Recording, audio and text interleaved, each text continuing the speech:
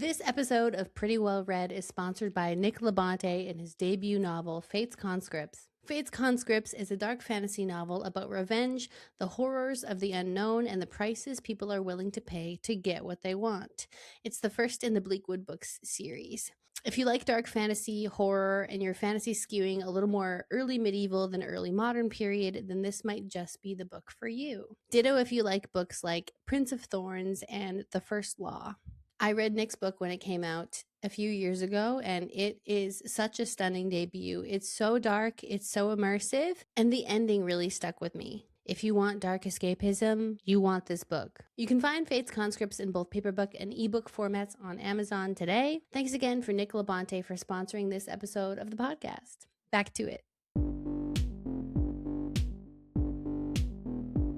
Welcome, everybody, to another episode of Pretty Well Read. I'm your host, Mariah Moore, and today I'm joined by someone who maybe has the most thoughtful, insightful opinions about books that I've heard in a long time. They are an artist in multiple ways. We'll get into it.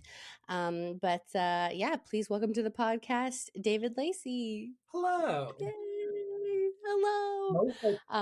That's high expectations for the podcast. I don't know if I can live up to that. We mostly, when we're yapping on the internet, it's mostly about books, and it's always opinions coming at me from you that I'm like, I don't think I had enough brain cells to come up with a thought like that. Thank you. But yeah. Maybe I'm more articulate in like text versus, we'll find out. Yeah, so we'll see. This will be the true test. Yeah. And we'll find out together. But if you are new to Pretty Well Read, how it works is I have a guest on every month, and we talk about their relationship to reading and what that looks like. We get into the love of it, the love of the game, and then we deep dive into a book of the guest's choice. This month we are talking about Alison Rumfitt's Brainwyrms. So we will get into it in section 2, which will be no spoilers, conversation about it. And then if you stick around until section 3, we dig deep into the spoilers, baby. But jumping into just the first part here about you as a reader, I always start out with how did we meet? But I think it was just the internet, if you have an alternate story. My alternate story is that we were both involved in the Edmonton drag scene in like True. When 2015 to 2017-ish. Yeah. I remember the first time I ever met you was I was in the U of A amateur drag competition, and you were one of girls who came to do a little number, and I won that competition. Correct. Yeah. That's so funny. Everyone's, I talk about, when I talk about drag, people are like, are you retired? And I'm like, kind of, but not really. I'm just not actively seeking out gigs. But if somebody wants to hire me in Montreal, like, I got a few wigs kicking around still. Yeah, make it happen. But getting into another mutual hobby we have, obviously, is reading. And this is so exciting because I don't know much about like your love for it and how you got into it. So were you always a reader, David, or what did that look like? I mean, there's multiple things that are responsible for this. The main one is my mom. Love that. I grew up, well, first of all, I grew up homeschooled. Oh, okay, work. And my mother is obsessed with reading books to children. She loves reading aloud. So like on a very regular basis, multiple nights a week throughout most of my childhood, my mom would be like reading books aloud to us. Yeah. And like we would just like play with our toys or whatever, and she'd read to us chapter books. So that was, I feel like, the start of it, because that was from like birth. I started like reading my own books, like, I don't know. Early ones that I remember are the like Percy Jackson, the Lightning Thief books. I was obsessed. Peter and the Starcatchers. There was like a bunch of different like series that I was very into as like a young teen. I discovered like audiobooks, and then the whole world changed for me. Oh, really interesting. Yeah. I think it's because I got into reading from my mom reading aloud.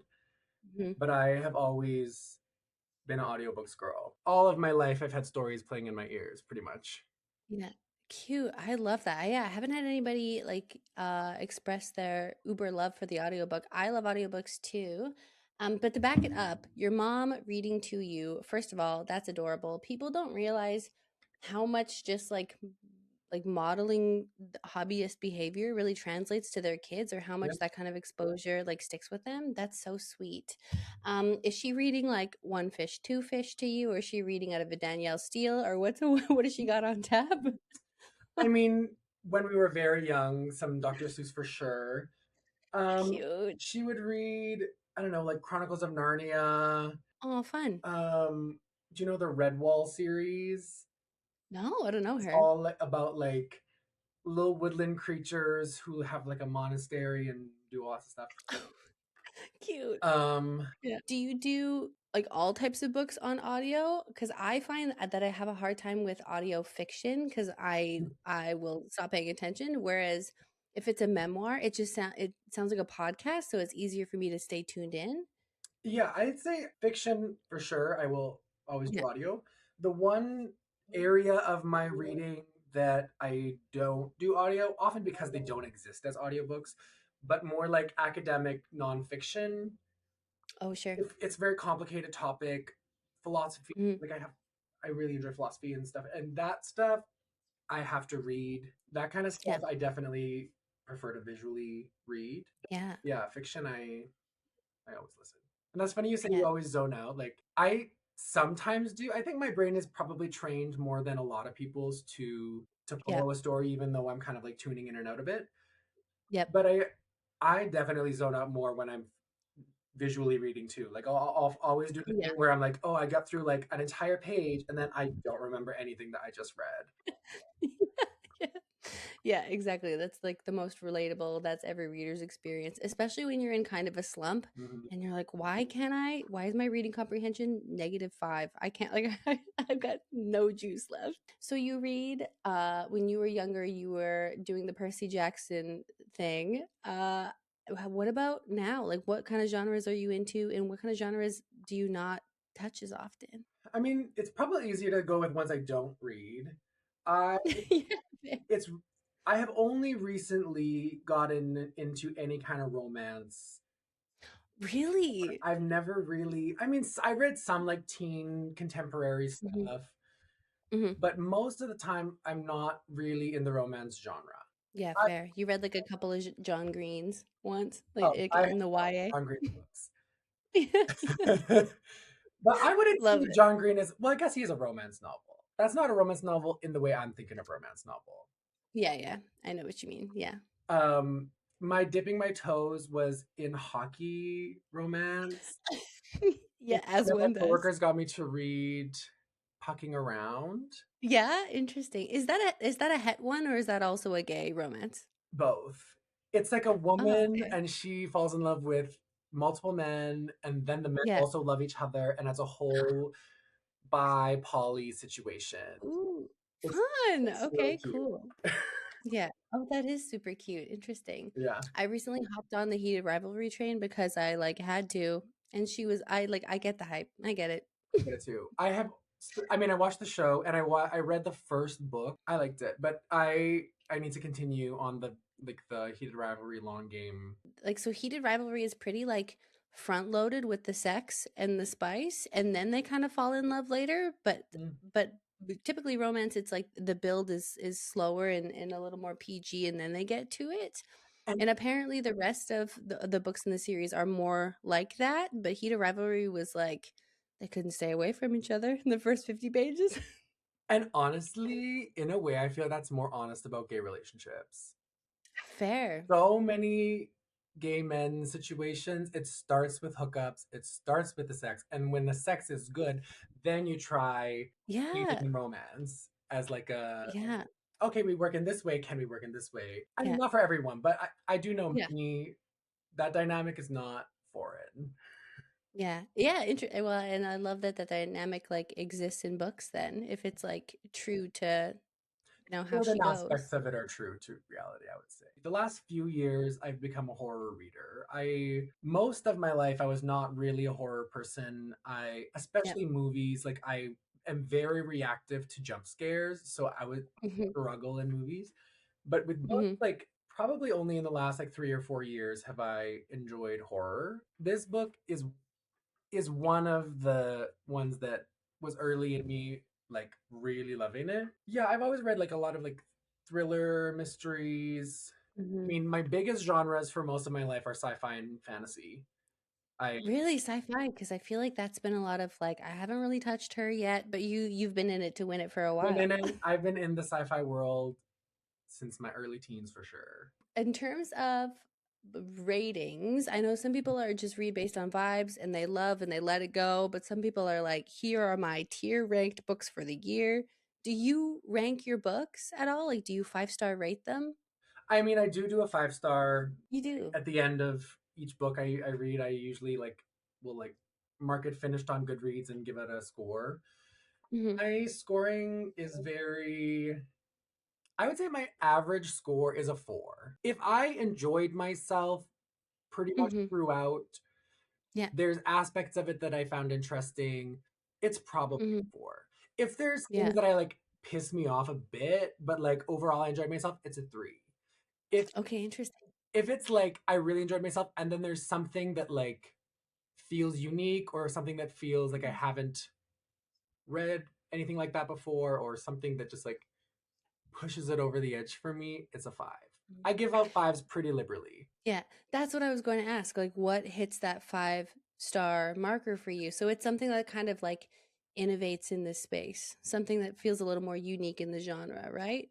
Yes, that is a definitely something that will give me a 5 star. Yeah, I love that. I always say for me, a five-star is like a four-star, I agree, is something that like I loved it, but a five-star is like it's an auto rec. Like I would automatically recommend this to like most book lovers. Like one of the first things that comes to mind. It's kind of like an everyman's man book. Like you have to enjoy this or else are you okay? Mhm. Like that's a five-star to me. Interesting.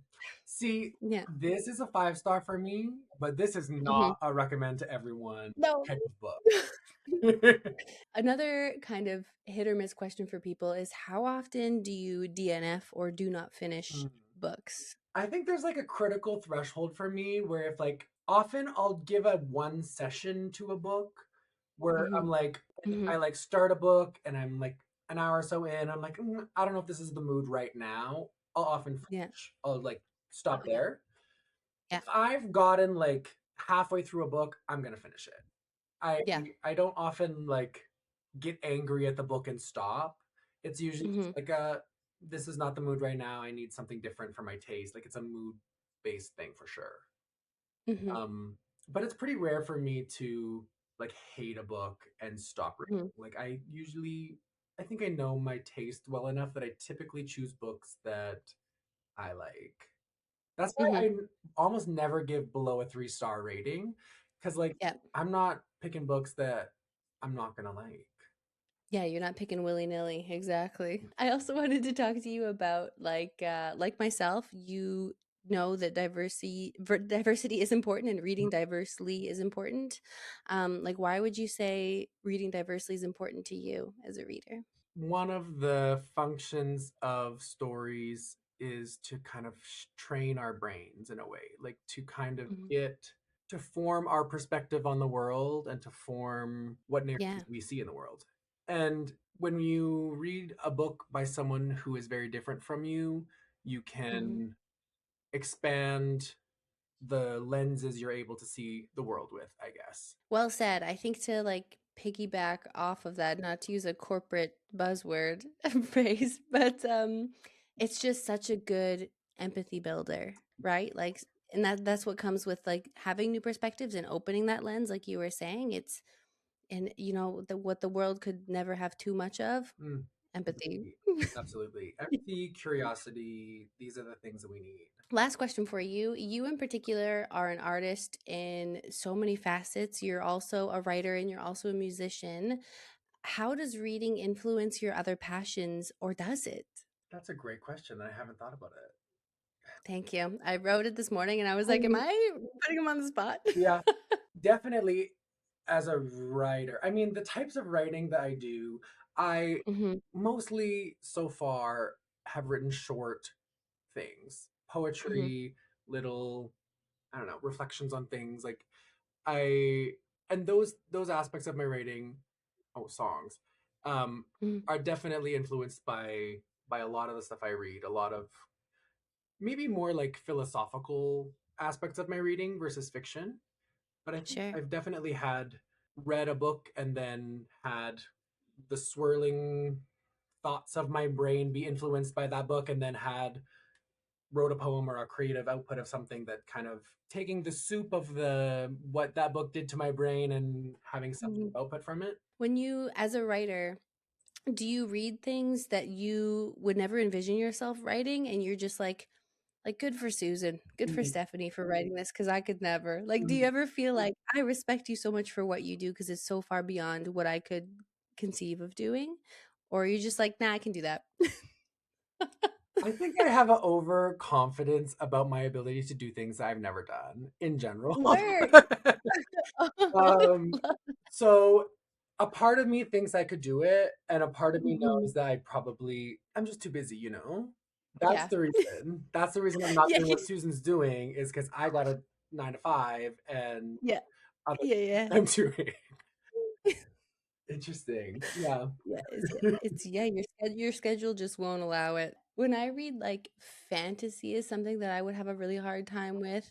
Like when I'm reading a romance, I'm like I could do this, but when I read fantasy or sci-fi or like a really long coming of age story, like a Demon Copperhead or like a Tree Grows in Brooklyn, I'm like I respect you. I could never. But What what about a coming of age feels out of your wheelhouse? Like what? I don't know. So when I'm writing, I feel like I'm great at dialogue and I'm great at the quick like back and forth and I think I can build a plot, but I'm a pretty like fast-paced writer, like this scene and this scene and this scene, but when those longer coming of age books kind of like meander around childhood into adolescence into adulthood and so much of it is kind of that inner monologue, I'm like don't know how to sit with that. Mhm. But maybe because I also work a 9 to 5, maybe that's what's stopping me. Maybe.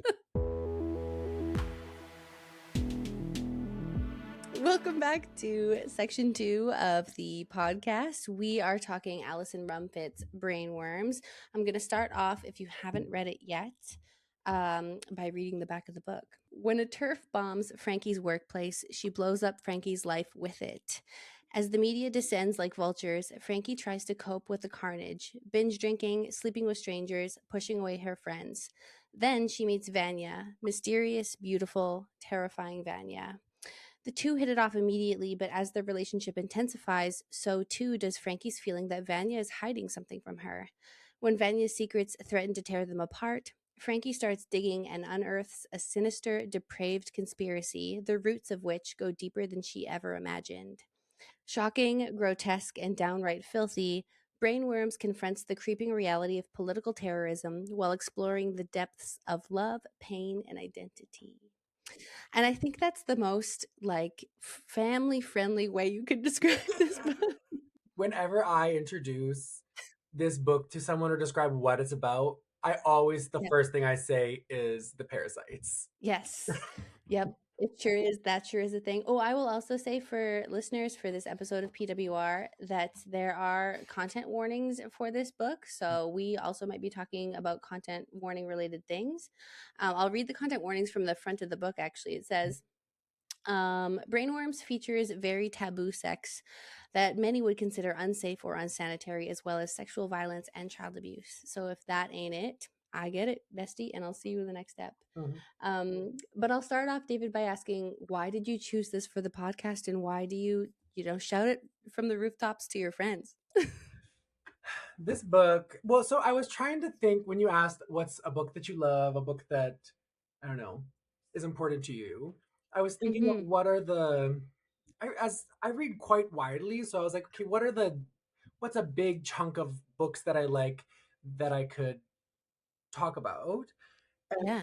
I love the, I love books about depraved, kind of just very disturbed main characters. I like books where all of the characters are fucked in the head. Like Yeah.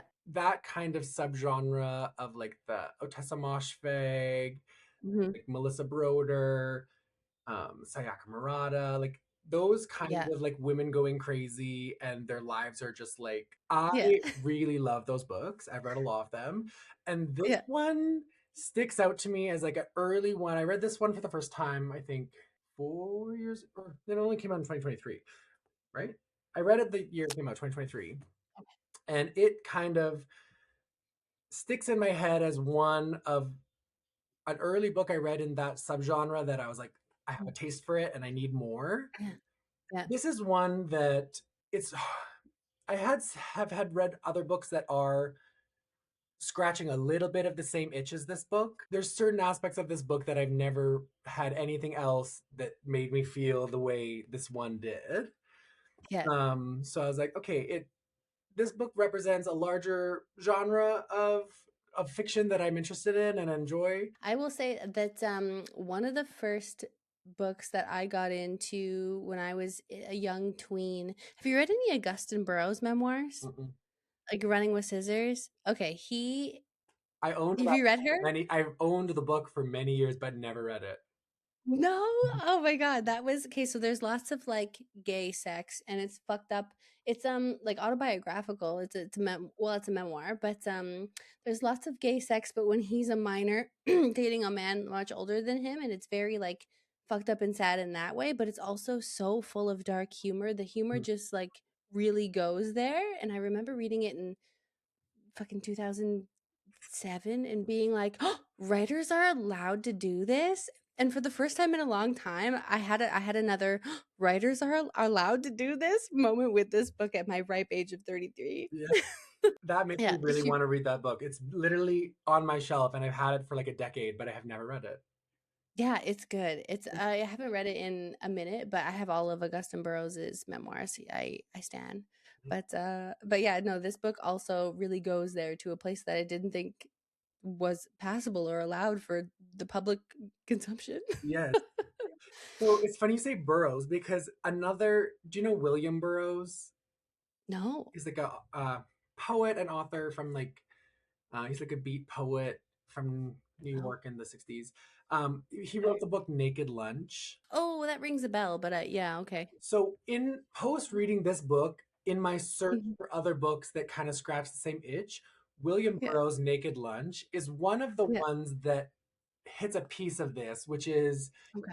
it's very poetic, but it's Mhm. poetry about just the most disgusting, depraved things you can think about. Really beautiful language, beautiful descriptions of disgusting, stomach Yeah. churning things. Yeah. Interesting. William Burroughs wasn't, so maybe it's a Burroughs thing. Yeah, maybe. And to know that he kind of wrote in the 60s, like, and this has been going on right under our noses for so long. Mm. Fascinating. I also, speaking of genre, I wanted to talk about when I was doing some research about the reviews for this book after I finished it. A lot of the reviews were under the subreddit extreme horror. And I was like, I didn't know extreme horror was a genre. So I wanted to ask, did you know it was a genre? And have you read a lot of like what you could call extreme horror? There's a few authors that people bring up as like, this is the most Hmm. up thing I've ever read. Like I've seen a lot of those YouTube tier lists of most disturbing books I've ever read. Yeah. Oh, yeah. This one or books by Alison Rumfitt is often on those lists of this one. I think I never know if I've even seen this one in S tier, but I've seen this in A tier Mhm. on a bunch of those lists. Where it belongs. Yes. Yeah, and I've read a bit in that world. Um, Mhm. I don't. Do you know the book Earthlings by Sayaka Murata? Murata. Yeah, I do. Icon. Yes, that one also Mhm. gets. I would put in the same kind of like books that are Mhm. purposefully trying to be extreme and purposefully pushing boundaries and can we be break every single taboo in one book? Let's try. Like, Yeah, love that. um, yeah, I am curious about the genre. I have dipped my toes a bit in the genre. I have TBR filled it with this genre, and Mhm. will continue to explore. I would say. I think the thing that I like about it is I read these books in one sitting. Like Oh, do you? these You read this in one shot? this is the third time I've read this book. Every Yeah. single time I've read it, I finish it in either 1 or 2 days. Oh my god, is she okay? I don't know. these types of books are what I read Mhm. when I've like just finished a long ass like novel that I've been working on for like 3 weeks. Yep. Then I'm like, okay, I just need to like junk Mhm. food, do something that I Yep. can just like zone in. It'll keep me hooked in the whole time. Mhm. I have a weekend. I just want to like read a whole book in this one weekend. Yep. This type of extreme or horror in general, but it just has an Amazing. effect on me where you just like can't put it down. I need to know, like, I need to know what's gonna happen next. Yeah, yeah. That actually leads me into my next question is like, why do you think people love to be shocked and disgusted by what they read? What's your theory on that? Is it because it hooks you like that? For me, that's a big factor in Mhm. it. I think it's Mhm. very like a car crash you're driving by. You just need to like, Mm. you just need to see like, there's That's a good something way of about, putting it. yeah, there's something Mhm. about the intensity of the effect, like visceral effect of your body. Mhm. Some books Mhm. I can really love, but it's more like intellectually I'm appreciating the story and it's Yep. very interesting and it's making me think a lot. And then there's books that like I have a physical bodily reaction to the words. Mhm. And disgust, horror, those types of things I feel on a body level more than Mhm. a mind level in a way. I think there's something Yeah. about disgust as an emotion Mhm. that is super powerful. Mhm. And yeah, I don't know, the intensity of the effect of the book is Yeah. is why I think a lot of people like to read horror. Yeah, fair. I think it also, well said. I think it's like so human when a book gives you like a visceral reaction, you feel like so humanly connected to it. Mm-hmm. I also feel like books this grotesque, it kind of feels like you're being let in on like a really scandalous secret because you have that feeling of like, oh my God, like, is this okay that she wrote this? And like, and I know it now. And it feels very like, oh, like it kind of feels like really hot tea. Yes. And I think there's like a thrill in transgression. And I feel like that's one of Yeah. the main things that she's trying to do in this book is get you to Mhm. feel the thrill of I can't believe she said that. Like Mhm. it feels good Yeah. to transgress social norms, to Yeah. dip your toes into taboo things. These Mhm. characters know about that for Yeah, sure. yeah, exactly. Yeah. And while it is very well written and very well constructed, I really enjoyed this book. It's not on the bestseller wall at your local Indigo. Like it's not like a Reese's book club pick. This could have been in the first section, but I wanted to ask like do you purposely try to stray away from kind of mainstream books from time to time or was this a one-off that fell into your lap? Interesting. I mean, I have a couple things to say. One, I first discovered this book because it was mentioned by Abigail Thorne, who has a YouTube channel called Philosophy Tube, where she Oh, talks cool. about philosophy and lots of different stuff. And she's a trans woman in the UK. And Yeah. when this book first came out, she mentioned it on her YouTube channel as a really good trans horror novel. Mhm. So it's kind of like word of mouth word of mouth from a YouTuber Okay. that I discovered it. In terms of like, do I purposefully go away from popular stuff? Maybe. I think certain aspects of books that I'm interested in are just less have less mainstream appeal.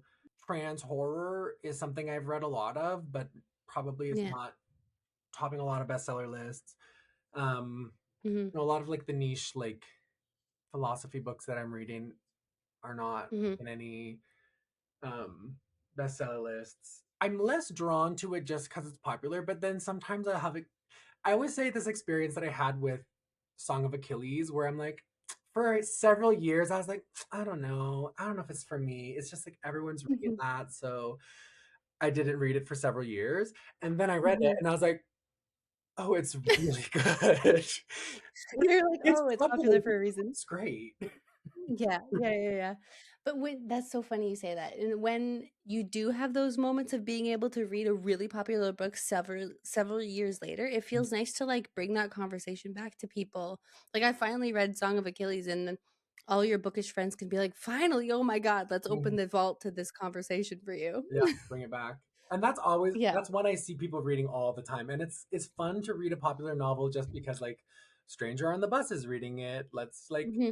how are you enjoying the book? Like Yeah. it's nice to connect with people about books and when you're reading the same Hmm. book as all your the reason I read Packing Around is because three of my coworkers read it and I just wanted to talk about it with them. Like Yeah. and to connect. I mean, and I like what you said also about kind of like having a mix between sometimes you're just interested in books that aren't hitting the mainstream, but you're not going to discount a mainstream book just because it's mainstream. Mhm. I think striking that balance for those who aim to read widely but also diversely, that's the move. I feel like sometimes maybe we should go out of our way to see like what's not making these lists and what you could enjoy and Mhm. support. But yeah, well said. I think the balance makes sense. I know a few people who are very like literary hipsters and they never read anything popular and like sure like but not reading anything that's popular because it's popular is very like why are you taking the joy out of this? You can still read good books. Yeah. Many things are Yeah, popular because they're good. exactly. Yeah. Matt like Bestie Madeline Miller. Shout out to Madeline Miller. We need a Yeah, new one. she's a big fan. She watches, so Absolutely. yeah. Hey, Mad. Hey, Maddie. I also wanted to ask, do you think that so Alison Rumfitt is a trans woman herself, and Frankie, one of the main characters, is also a trans woman. Do you think that Allison inserted some of her own experiences or experiences she's heard of through the community into the book? And do you think it's possible for people not to do that? I think absolutely. I mean, I don't want to speak for her because there's some fucked up Yeah. shit in this book, and I don't want to say like, oh yeah, it's definitely just her being herself. But Yeah.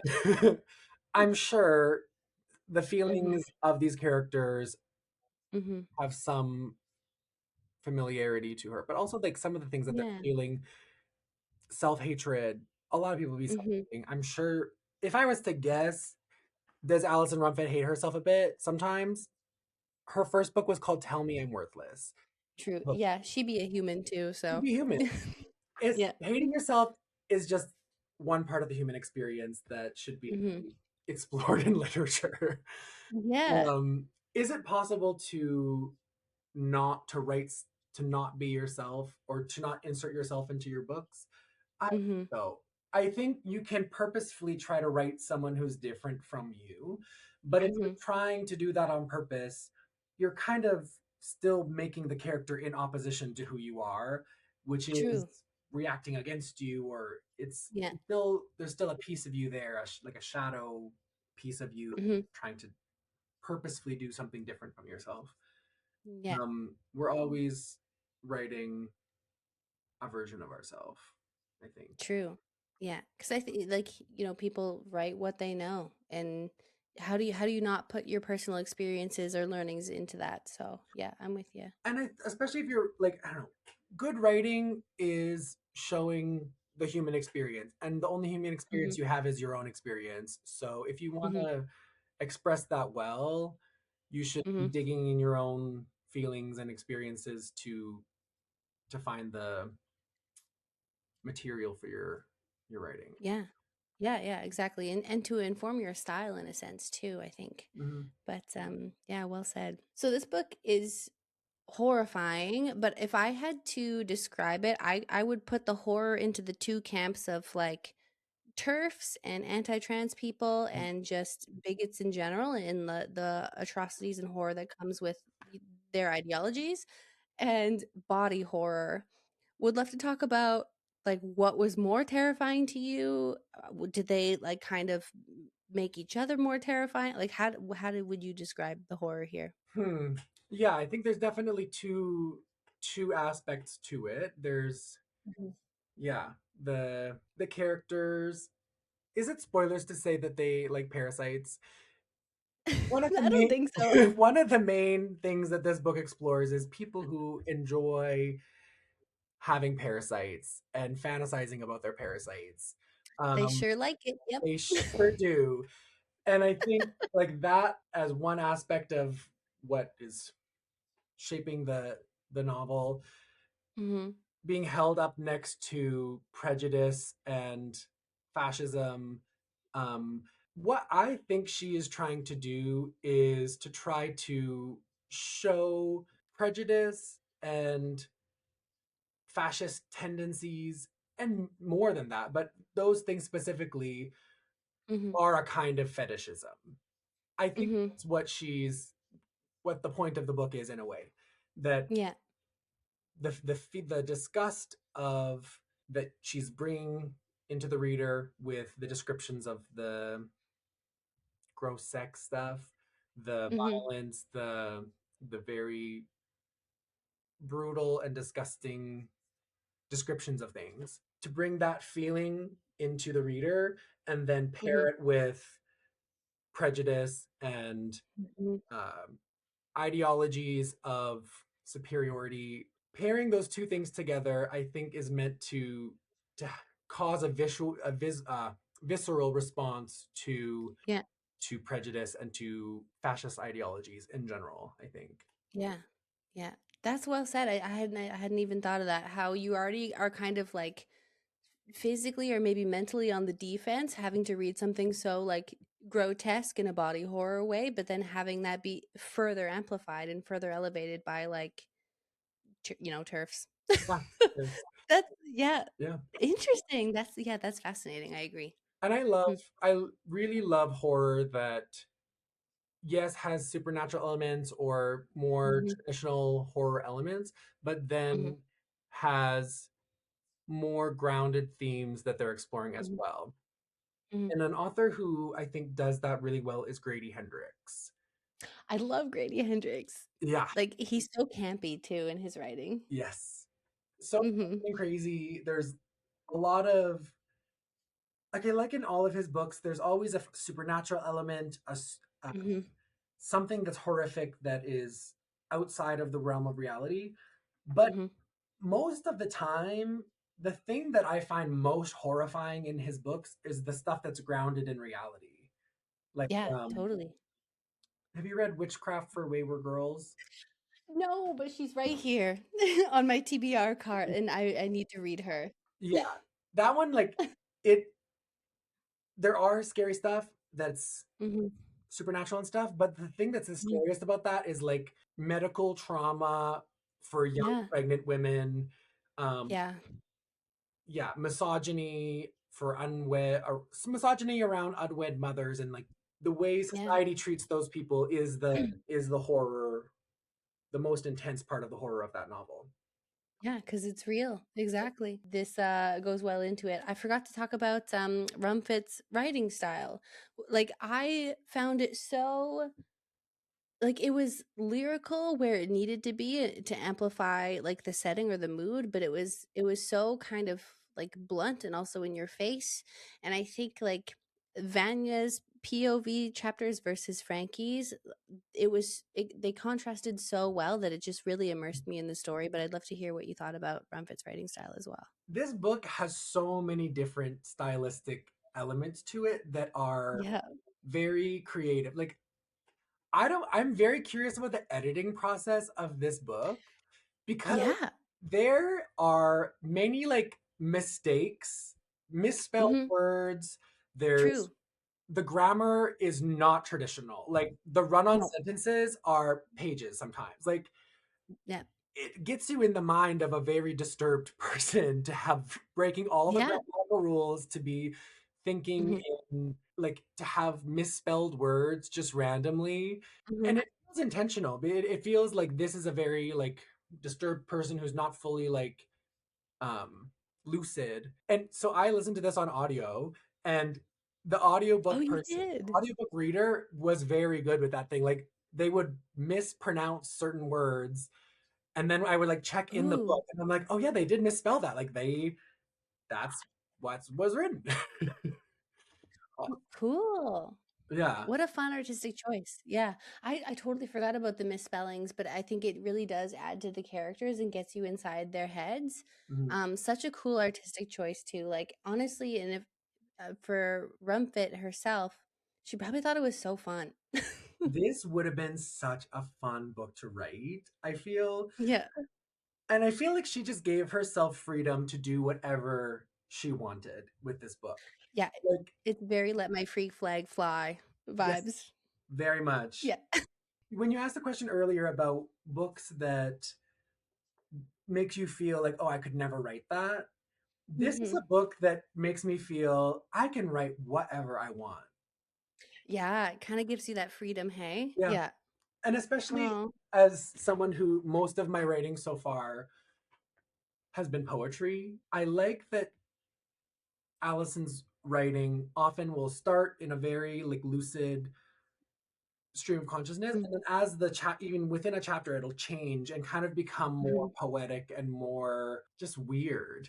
Yeah, yeah, yeah. It's like it's disgusting, but a lot of her stylistic choices kind of gave me like a, go girl, give us everything Mm, kind of vibe. Like get it, girl. Like you do your thing, and I'm here to enjoy your art kind of vibe. yes. Um, I also we wanted to talk about you had made a great point of wanting to talk about how the internet plays a role in the story, in the plot, in the horror. What do you think like the internet and the onlineness of it Mm, all contributes to? yeah, I think that she a lot of the characters like spend a lot of time on the internet. There's sections of the Mhm, book that are like posts on a forum, mhm, back and forth. There's the main character, Frankie. Her job is a content moderator, so she's mhm, kind of just spending all day looking at disturbing images and deciding what's like allowed on an app or so yeah, I think the internet and the way the internet affects people's desires, people's ability to connect with each other, mhm, um, is a big theme in this book. I think one in connecting people with niche fetishes to one another, that's a big plot mhm, point, but also with the way ideology spreads over the internet, mhm, about how certain people can get radicalized into certain political um, movements or political ideologies through internet, and having that yep, paired of like radicalized into like niche weird fetish and that radicalized into like fascism.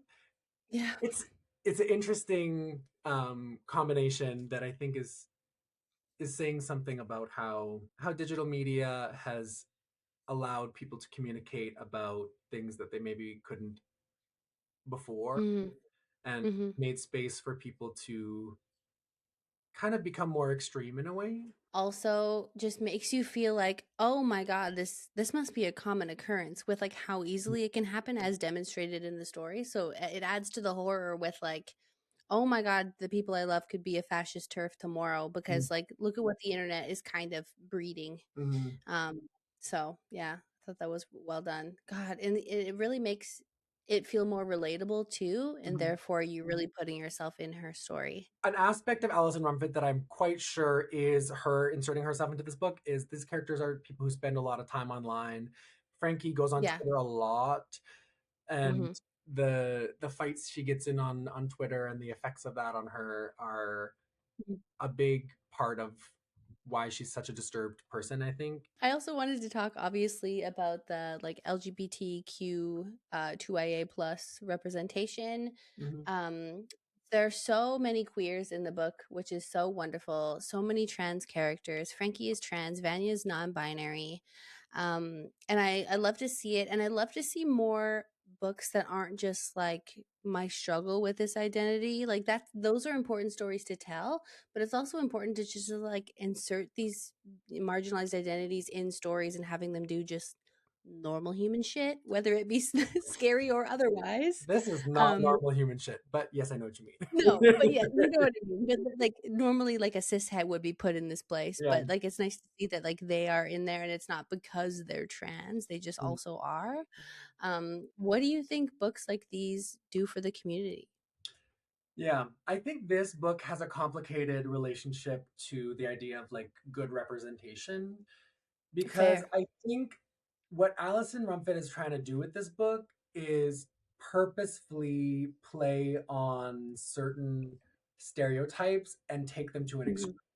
So Yeah. the the turf ideology is the stereotype of certain trans people that is being spread by many people right Mm-hmm. now is that trans Mm-hmm. people are perverts, trans people are predatory to children. They are Yeah. all people. Transness in general is a like a perversion and deviant and disgusting.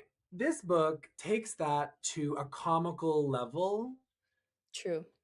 It's not necessarily trying to like say, oh no, they're not like that. It's like, let's take it and run with it to an extreme that makes it Yeah. comical, and then also talk about how the ideology that is pushing that is the Mm-hmm. same thing, is a perverse ideology. I would not say this is like good representation in a way, Mm-hmm. Yeah. but it's good in that I enjoy it. It's good in it's kind of saying fuck you to the idea that queers need to be good. Like Yeah, exactly. trans people can be Yeah. perverts and that's fine. Mm-hmm. Mm-hmm. that's Yeah. what Yeah. Yeah. True. that's what this book is saying about the stereotype of trans people as deviant and Yeah. perverse. It's like, yes, and that's okay. Mm-hmm. Or maybe Yeah. not Yeah. okay, Yeah. but that's like, It's just human. They just also can't, you know what I mean? Yeah. yeah, transphobia is more perverse than transness. Yeah. Yeah, exactly. That's so interesting because yeah, my initial thought was your secondary point of like, you know, trans people can be in a horror, trans people can have delusions, and they can be fucked up, and they can be these characters. It doesn't have to be like a cis het having a mentee be, Mhm, but I guess in a way that isn't like good representation because it like in the wrong hands could perpetuate and further the idea that they are perverse. mhm. um, yeah, wow, you really thought about that because my optimist ass was like, wow, yes. I would But not, really good. yeah, I would Yeah, not think of these characters as like great representation in a way. They're kind of awful. yeah, But you know fair. what? That's real too. Yeah, true. People be awful, people be flawed. Yeah. I think that's a good segue into my next question about like, so who would you recommend this book to? I have recommended this book only to a few people Hmm. because I would recommend this book to people who like to be disturbed, Hmm. like to have books that can give you a physical reaction. Hmm. If you enjoy internet culture, but like the extreme side of it, Hmm. if you were a kid who showed like Two Girls, One Cup to your friends, and then like this book is trying to do a similar thing. I don't know. Yeah, If yeah. you revel in depravity, this book Hmm. is for you. Hmm. You like, I mean, kind of like experimental weird fiction that's, yes, has a narrative structure and all that stuff, but also is just kind of like very creatively written and very Hmm. um, breaks a lot of rules in many Yeah, ways. Social yeah. taboos and stuff, but also just like the rules of grammar and the rules of Hmm. how narrative should should go. I think Yeah. this book is transgressive in many ways. If that Hmm. description makes you want to read it, then this is for you. Yeah. Hell yeah. I love that. I think I would hesitate because I put it on my story the other day, just saying that I had finished it and saying that I loved it.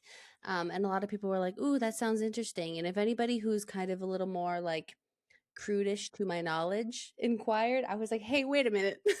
So you I was like, yeah, I was like, "This is a little more like imagine being like sexually aroused by the thought of putting a parasite in your anus." I was like, "If if you can fuck with that, to pick up this book."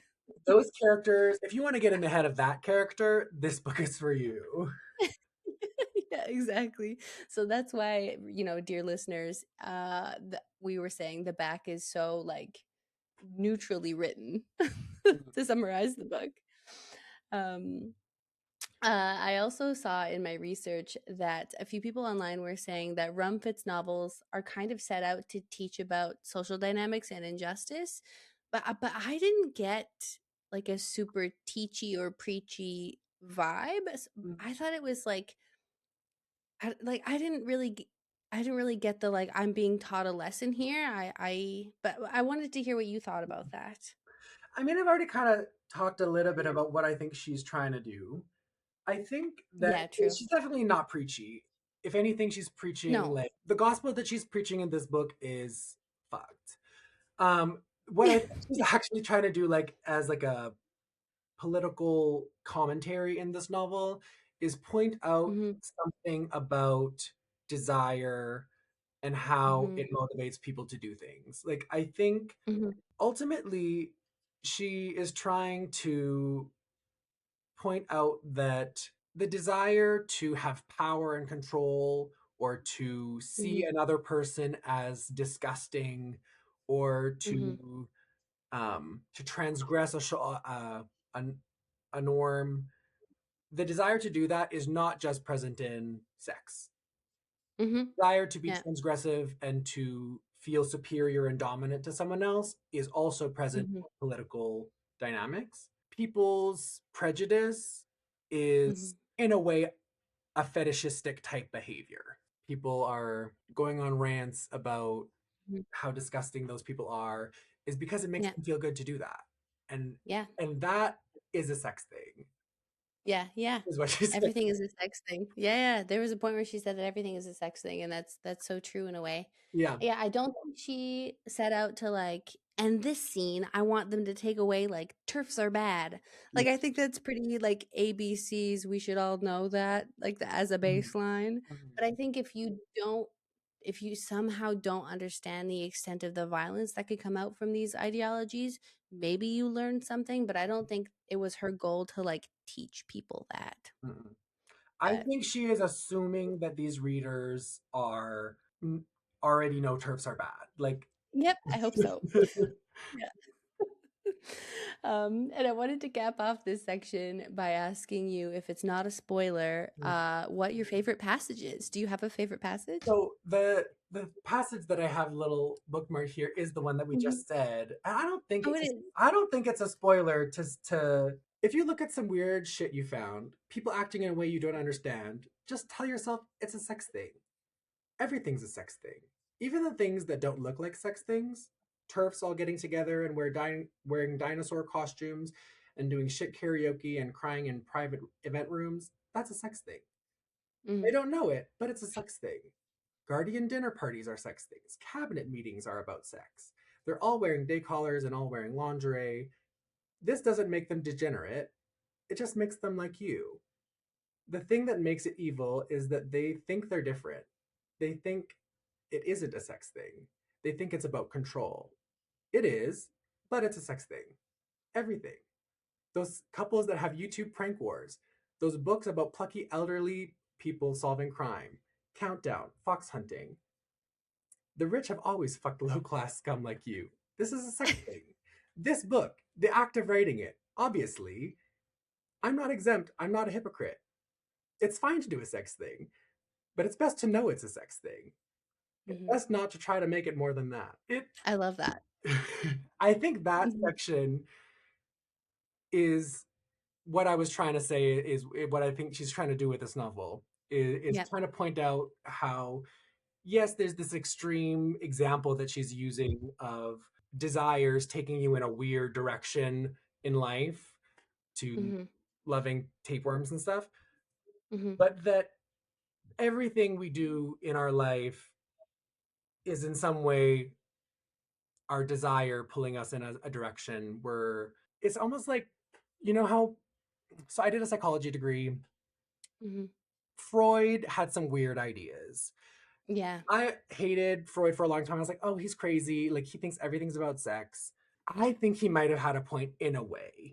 You Yeah, know, totally. I think Mhm. people have desires that come from somewhere and they Yep. bring us somewhere.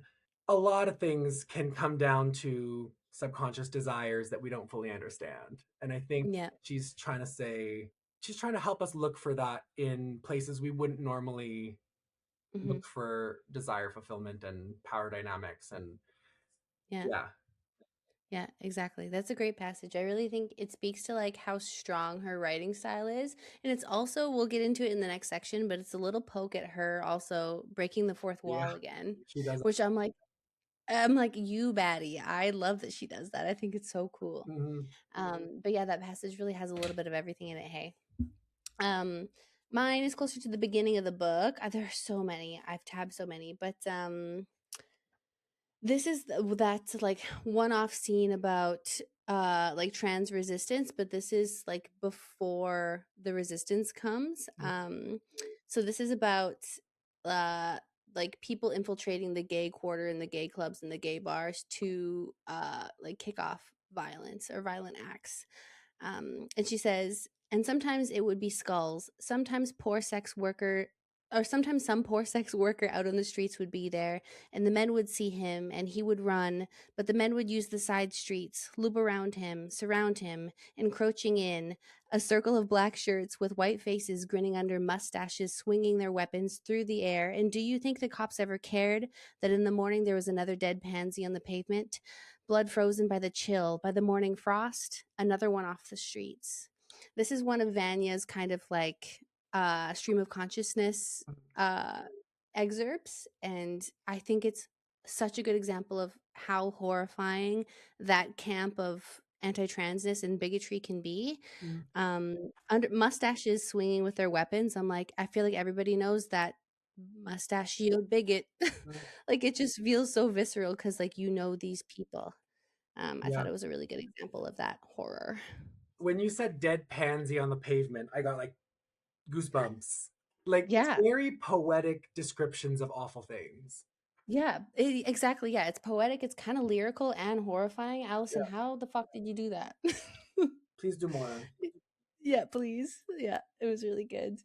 And with that, we'll jump into the last section here. So if you don't mind hearing a little bit of spoilers, stick around. But if not, we'll see you in the next one. Thanks for hanging out. Cue music.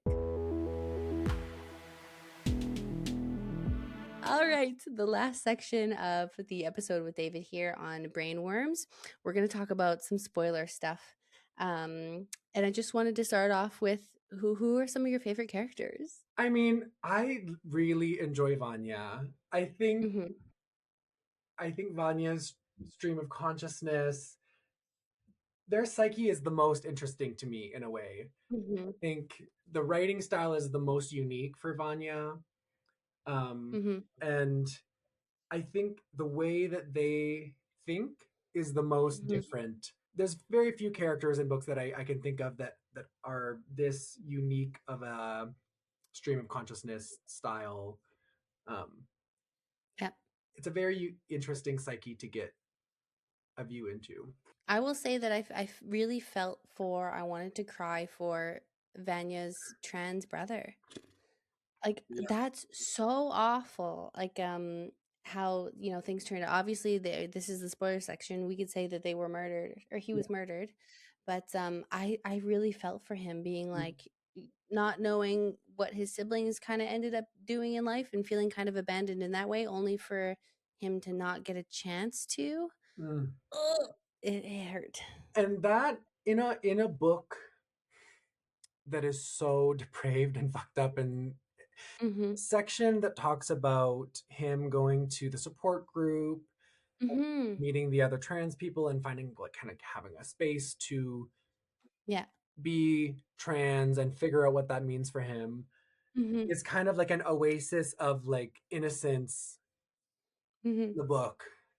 Yeah, And it true. makes it so much more heartbreaking Yeah. when he gets murdered and the dad is also a very interesting character.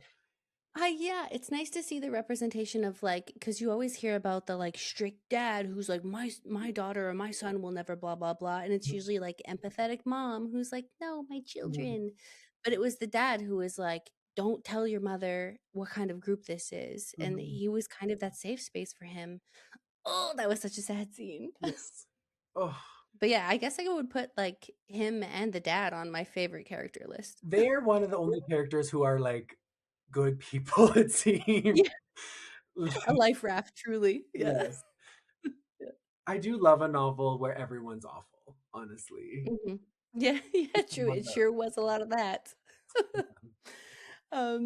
Speaking of awful people, I wanted to ask, like, I'm a very gullible reader. Like if an author is trying to lead me to assume one thing about somebody, I'm there for the ride. I will assume it.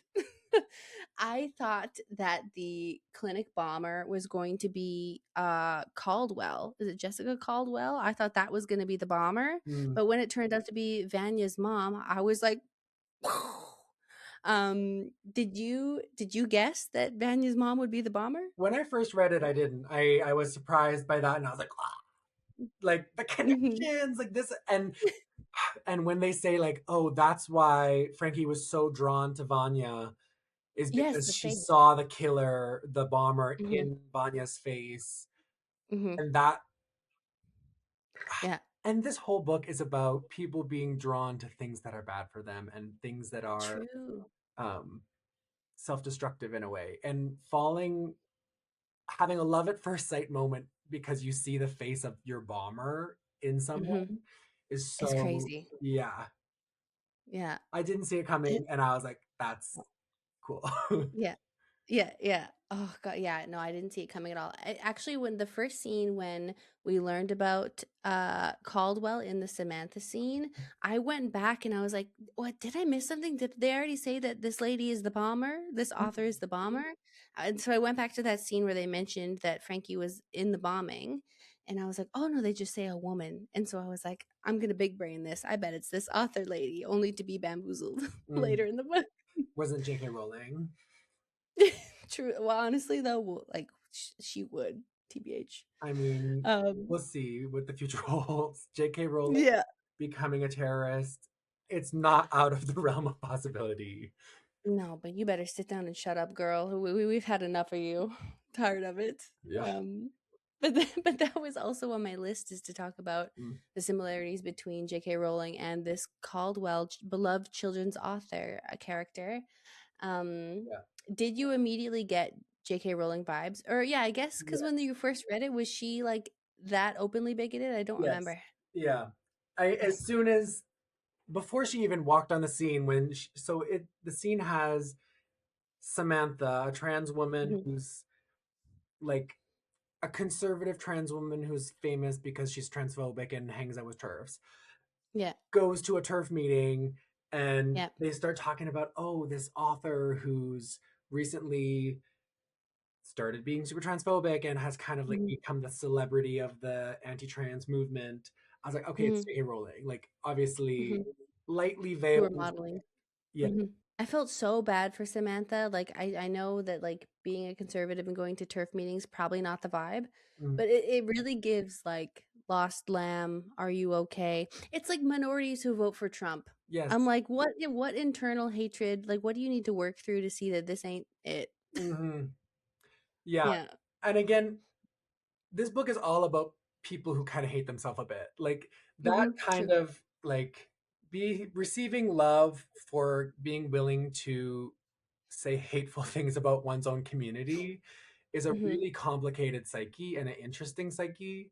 And Yeah. it's something that is a dynamic that appears Yeah. in society a lot, of people who make their career on being the one Mhm. gay person who's willing to say homophobic things on a podcast, and like you can you can get a lot of notoriety, I guess, from being Yeah. willing to say awful things about your own people and being the one to give permission to the transphobic people to be transphobic.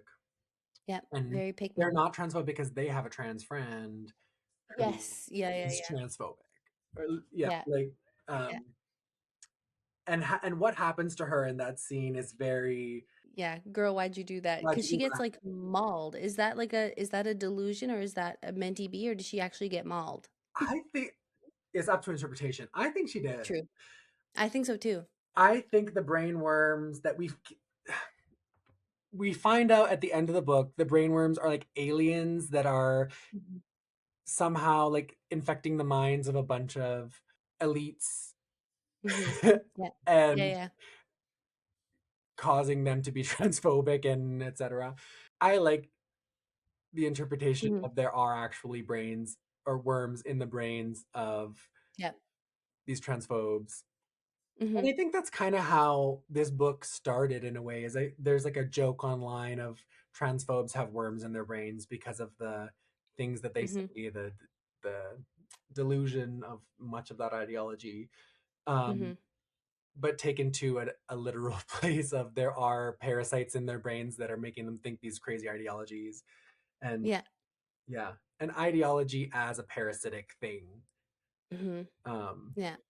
it's very cool to have like a literal version of that. That's yeah, well said. Yeah, that scene, I have so many feelings about it. Because I do feel bad for Samantha for being so off track and off course for like where her community is and what happened to her. But then I think about like how harmful Caitlyn Jenner is, who's also like kind of an example of this, where I'm like, ugh, get got then.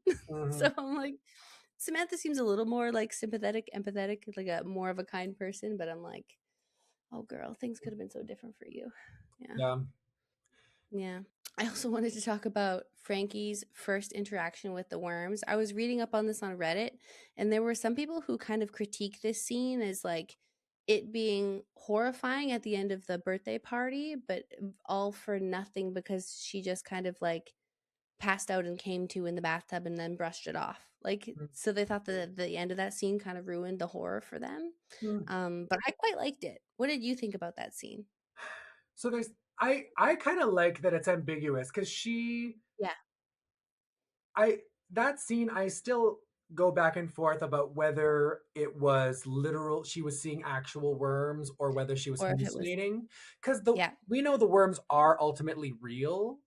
Mhm. We find out closer to the end, but the Mhm. she drinks the brown liquid, and is it a Mhm. hallucinogen? Is it some sort of like eggs? I don't know. Yeah.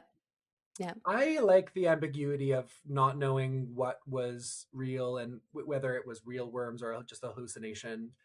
Mhm. Um, yeah, I don't think I the ambiguity there doesn't ruin the horror for me. Yeah. Um, Yeah, me either. A lot of the book is kind of a what is this? What do you think it is? Kind of vibe, and so it's to expect a really concrete scene there in such like a important vignette in the story is like I don't know. Set yourself up to be upset, I guess. yeah, and I Yeah. like that that scene is kind of paired with the Vanya and the Fox scene Oh yeah. Mhm. True. back to back, and they kind of mirror each other in a gross way. Mhm. And I think that also kind of leads into the breaking the fourth wall because Mhm. before the Vanya section and then her with the worm section, Mhm. there's a moment where Alison, I wonder if I can find it. She breaks the fourth wall and um gives like another She's like little content warning in the book. yeah, she's like, "If you need a break, go take a break." I was like, "Oh my god, I love that you're doing this." Oh, I think I had it underlined here. Oh, yes, yeah, I have it. Do you wanna read it, or would you like me to read it? You should read it if you have it. Okay. So I have this moment where Rumfitt breaks the fourth wall here in the middle of one of Vanya's chapters where it's like her or their internal monologue, a delusion of sorts. Alison Rumfitt says, "You, that is the reader, not the character, are welcome to take a break here, given the extreme extremity of the content explored in the next series of chapters. It isn't shameful to take a break. It is, in fact, encouraged that you do so right here, so that the novel does not become overwhelming to you. Take a break, get a cup of tea or some water, maybe go for a walk, then come back and continue reading, safe in the knowledge that you, the reader, have fortified your constitution." And thus can handle what follows. Amazing. I When was I like, first got to that power. part, I was Yeah. I was like, this is crazy. And so I have complicated thoughts on trigger warnings. I think Mm. that the critique people often say about content warnings is, oh, it lessens the effect of the content. Disturbing content will be Oh. less effective for you if you know it's coming. Mm-hmm. And I think she's doing the opposite thing there. I think Mm-hmm. that warning of this is going to be so disgusting, you need a break first. Yeah. That is amplifying the effect of the next scene, in my opinion. Like it hyped Like, it up. because Yeah, yeah, every yeah. time I've read this, I'm not taking a break. I want to know. Nope. And so Yeah, I like, didn't either. skipping the recommended break feels like I'm like Mm, gonna do something crazy.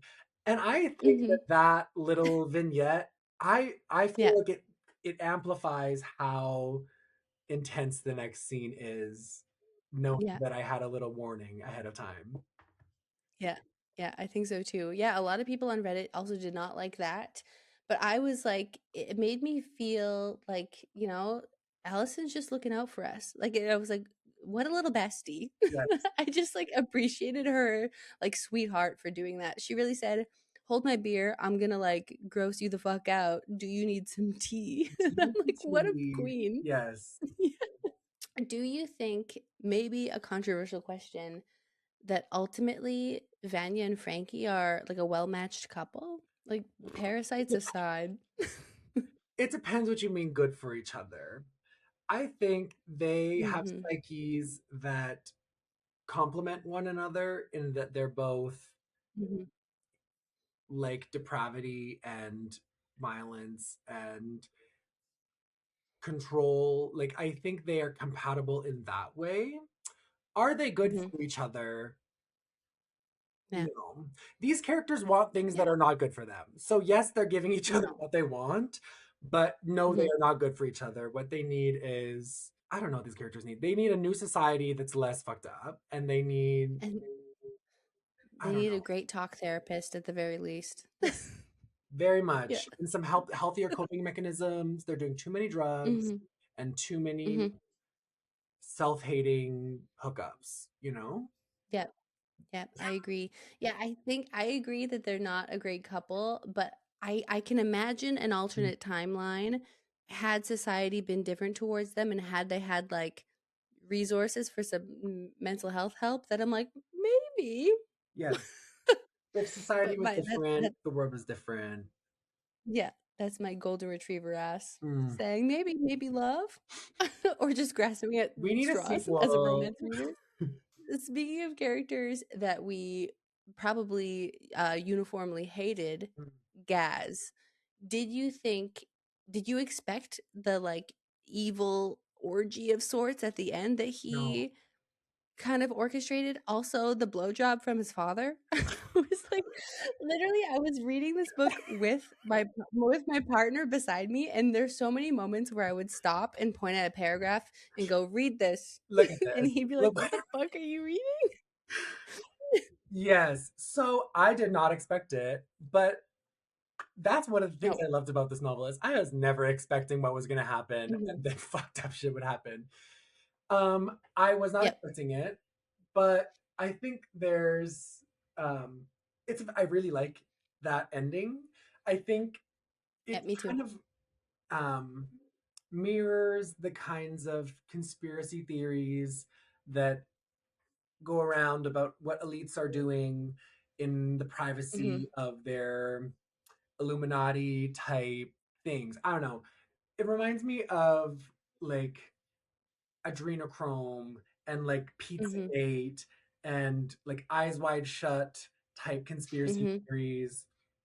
Mhm. And I think those types of stories are popular online and related to types of conspiracies that exist around like transness. They think they're Yeah. all there's like a cabal of trans people doing stuff. Like I Mhm. like that imagery of the cabal of elites who are controlling things. It Mhm. I think this novel needed something like that as a finale because Yeah. throughout there's extremes. Throughout Mhm. there's really crazy stuff, and to have a trajectory towards something that feels fulfilling as an ending, you need to Mhm. kind of go beyond and to go full camp, full crazy. Yeah. The elites have Yeah. mind controlling worms in their brains and Mhm. ritual incest. Yeah. Yeah. Yeah, So true. It had to go there. I think that's a great point. It like because of how the book set itself up, it really did have to go there, hey? yeah, you need to kind of up Yeah. the ante a bit. And Mhm. I feel like she was successful in having a Yeah. finale that feels like it was extreme enough that it felt like a crescendo, like a a good Mhm. satisfying ending, but also had like elements that like tied back to the beginning. Yep. The entire novel, Frankie just wants to get pregnant. She wants Yeah. Oh, yeah, the baby pig. Yeah. she's just trying to get anyone to impregnate her, but she can't because she doesn't have a uterus and etc. True. But Mhm. the whole novel, her ultimate desire was to be pregnant. To Yeah. have the finale be a giant like cosmic horror worm put into her that Mhm. she gives birth to, it Yeah. it felt like a conclusion that tied back to, yeah, there was a Yeah. Yeah, it was a fucked up way to tie that loose end. mhm, Sure was. mhm. Yeah. Which scene in the book shocked you the most? The first time reading it was a hot minute ago. Do you remember what you were like? Whoa. I think because it was the trigger warning preceding it. I think Vanya with the Mhm. fox is the Yeah. most, and I think that one is one of the most poetic as well. Like in terms of Mhm. poetry around disgusting things, the description of Mhm. her, Gaz tells them to go to the forest and find some foxes and to Mhm. find some fox shit Mhm. because she knows there's going to be some parasites in it that she wants, Mhm. and eats it and puts it inside her. And it's one of the most disgusting things I've ever read. And Yeah. it's good. Yeah. It is it's really good. That bit of that is very shocking, I agree. Yeah. Yeah. And then that scene of Yeah. them shoving the shit inside of them, followed by True. Frankie shitting out so many worms, and that mirror image, it is stomach churning and beautiful. Yeah. Yeah. Yeah, yeah, yeah. It's one of those like you're allowed to do this moments for sure. For me, it would be the Vanya mom massacre scene because Rumfitt set that up so smartly where like I don't remember his name, but he is leaving the support group and he's walking home with a friend and he's like going off about like I love having this friend with me. I feel so safe. Like and you kind of get this glimmer of hope in his life and his like identity struggle and his sweet father. He almost gets caught in the door and he almost gets away. There were so many parts in that scene where my like golden retriever ass was like something good's gonna happen and he's gonna get away and like things are gonna be okay and justice is gonna be served, and she's gonna go to jail and none of that happens and I was like damn it. But then after reading it I was like what did I expect? This isn't a Nicholas Sparks. The So only yeah, happy good I would say characters, so. they're gonna No. go. Yeah. It's funny that Yeah, true. of my and are both of our most shocking moments were things that were preceded by like a little bit of like levity. Like yours was like, okay, the one oasis of like some nice True. characters and comfort, and then the Yeah. murder of them felt stronger afterwards. And then mine is like, Hmm. there's like a little break of like, you should just go have some tea and like have a little moment, Yeah. and then come back to this, and it'll be more intense.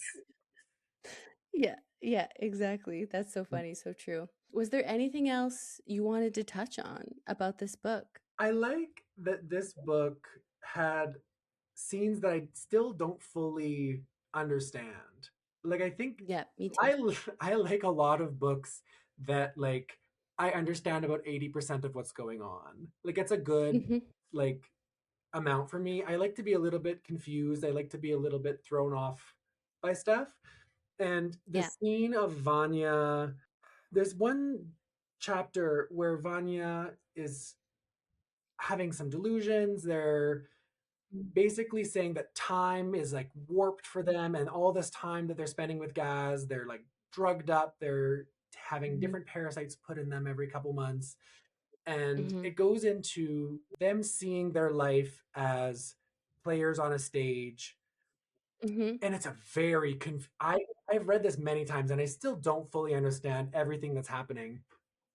Yeah. And it's so interesting. Like this is a passage that's Mhm. different from anything I've ever read before, where there's be like speaker one, active monsters, and like Yeah. speaker two, and it's almost like they're retreating into their mind, and everything that's going on around them is just like feels external to them.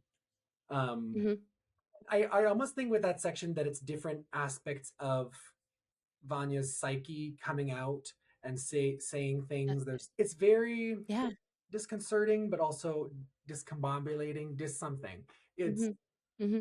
it throws you off so well, and it feels Mm-hmm. confusing, and it feels like a 17-year-old kid who ran away from an unsafe home to be with a predator who does awful things. Alison is taking us on a literary journey that we don't really know what's happening. We're confused, but we're kind of just like signed up Mm-hmm. to go along with it. It kind of puts you in the place of Yeah. like the powerless 17-year-old who's like, I'll just like go with whatever's happening. I like not fully understanding what's going on there. Yeah, I think a confusing book too makes it more enjoyable to come back to, makes it more like rereadable because your interpretation in 2022 might be different than in 2026. Mm-hmm. And I think that really speaks to like her expertise in her art. Mm-hmm. Um, well said. Mm-hmm. But where can that's all we got for the episode pretty much.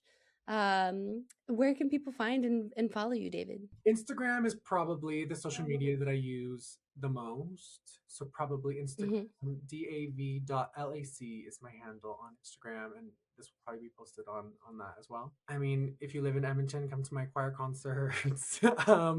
When I yeah, when I finally write things that are more shareable, then I'll have Mm-hmm. more things to plug, I think. Perfect. Okay, great. So yeah, make sure you're following and so you can stay updated about all of the art and things and thoughts and photos and life updates from David. And thank you so much for doing this and being in the episode. Thanks for having me. I had a Of wonderful course. time. Yeah. Oh, good. I'm so glad. And listeners and watchers, let us know what you thought in the comments about anything and everything. And we'll see you in the next episode. Bye.